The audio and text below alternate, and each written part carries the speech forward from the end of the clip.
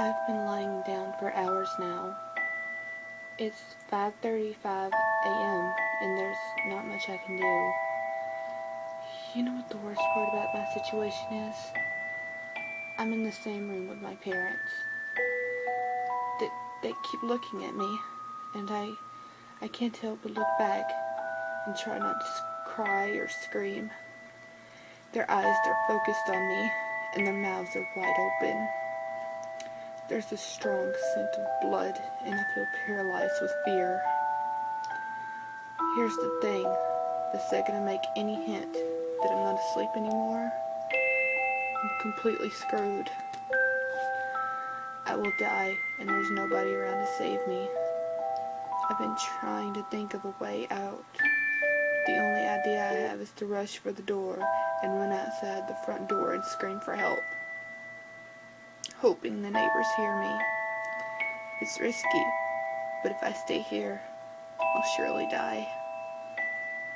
He's waiting for me to wake up and see his masterpiece. You're probably wondering what's going on. I do get ahead of myself sometimes. About 3 hours ago, I heard screaming from the other side of the house. I got up and went to check on the noise before I realized I had to use the restroom. Instead of doing the smart thing and investigating, I used the bathroom first. I could have gotten myself killed right then from my stupid actions. But I actually did my business and took a peek from outside the bathroom. There was blood on the carpet. I got very worried and ran back to my room, hiding under the sheets like the wuss I was.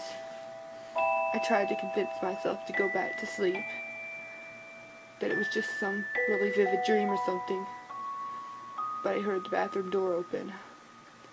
Like the terrified child I was, I peeked from under my blankets to see what was going on. I could see something dragging my dead parents into the room. It wasn't human. I can tell you that. It was hairless, with no eyes and no clothing. It walked like a caveman, with his back slouched, and it dragged my parents. But this thing was much smarter than any caveman. It was aware of what it was doing.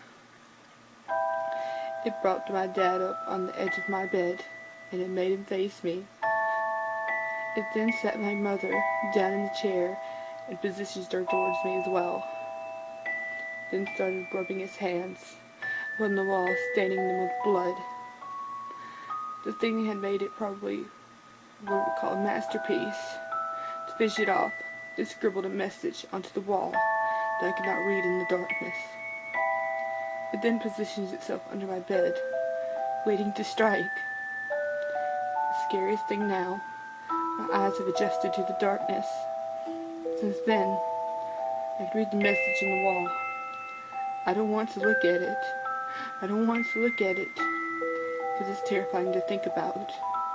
But I feel I need to see before I am killed.